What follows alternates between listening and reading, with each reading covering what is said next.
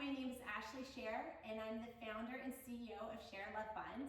We are going to conclude our section on communication by talking about communication with middle schoolers. So first, we will talk about communication with the parents, caregivers, and legal guardians of middle schoolers. So in the other sections, we talked about a letter home. A letter could be sent home to parents or caregivers saying that you are going to teach Hatha Yoga, that Hatha Yoga is the physical movement of yoga, and by listing the benefits of yoga. Increased flexibility, strength and resiliency, improves balance, improves concentration, helps regulate breathing, raises body awareness and improves self-image for self-esteem, reduces stress, and that it's practical in the sense that it's not competitive, it's less contact with germs than other sports, and it is available to everyone regardless of physical limitation. In this age group, you can,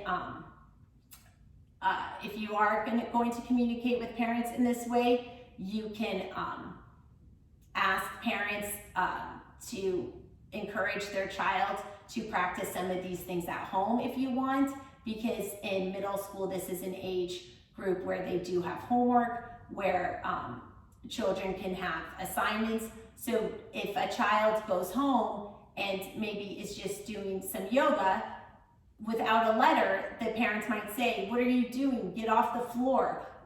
You know, and the parent, without even knowing what they're doing, might be discouraging the child from practicing yoga at home.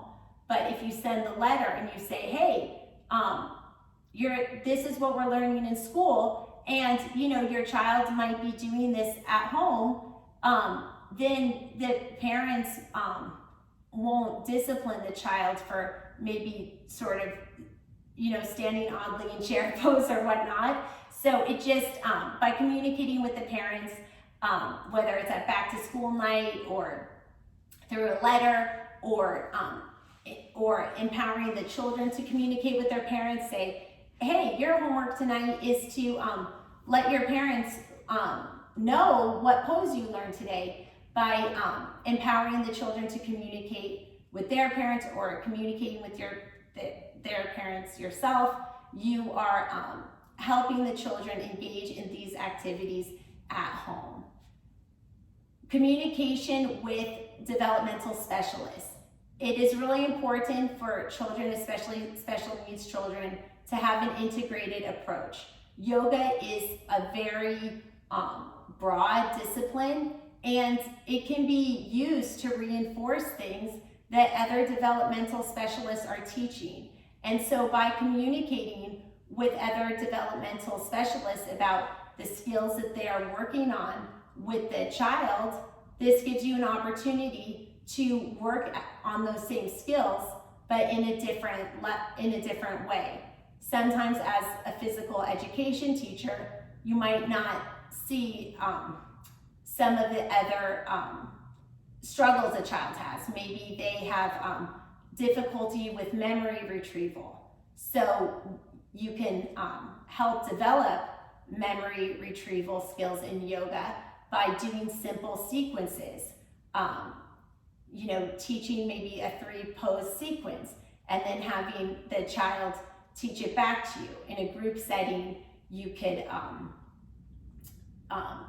you know, do the sequence once and then ask children, "Hi, does somebody else now want to do the sequence back?" You know, playing mirror with each other, but like not simultaneously, so they have to remember. So by communicating, you can really help the child practice the skills that they need to develop in the yoga class. So reinforcing what other developmental specialists are trying to help the child with. And then lastly, and this will conclude this section, but communication with the students in middle school.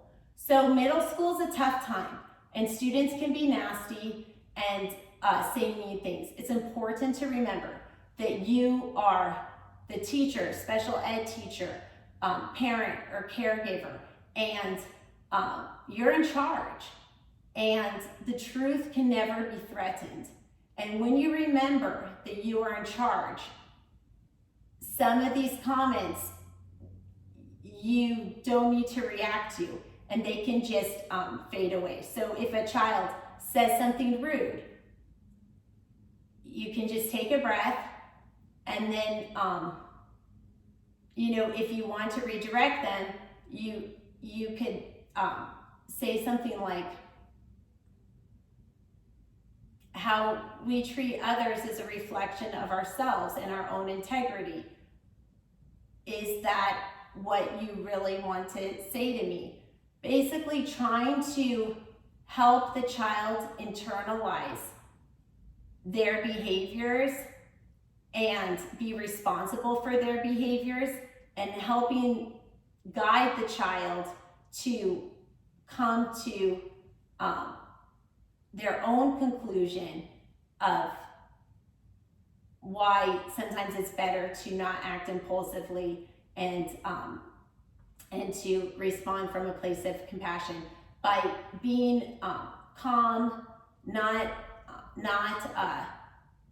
engaging in a negative spiral, and just helping to positively redirect the child. This can help in situations. Also, now post-COVID, I don't teach like physical alignment corrections. I think middle school is a tough age with the bodies, and I don't think it's necessary to physically touch children at all. It's really interesting if someone just comes near you and like, see, I'm not touching my shoulder, but like I'm close to it. Someone just says like if someone's shoulder is like this and someone puts their hand like this and is like, oh, have your shoulder to the ceiling. Even though it's not touching, it's interesting. Generally, people correct their alignment like this. So you can help correct alignment just by standing next to the student, like modeling the pose, not touching, but just like saying, like close, like put the heel down, or it doesn't even need to be that close, but definitely with everything going on, I do not think it's necessary to physically touch middle schoolers. So that concludes, and basically communication is words, but communication is also body language and our physical behaviors. I also think with middle schoolers, we teach by example. So by us using positive language and focusing on the positive, creating a non-judgmental environment, celebrating successes, trying to encourage the child to evaluate themselves in terms of their own progress and not what other people are doing. All these things to help the child internalize and focus on building the best version of themselves. All of these communication techniques to turn the focus into positive reinforcement for the child, I believe really helps in the middle school years. This concludes our discussion on communication, and it also concludes our discussion on the general background of yoga with respect to children's yoga for the Registered Children's Yoga Teacher Training, RCYT. Thank you for your time, and congratulations.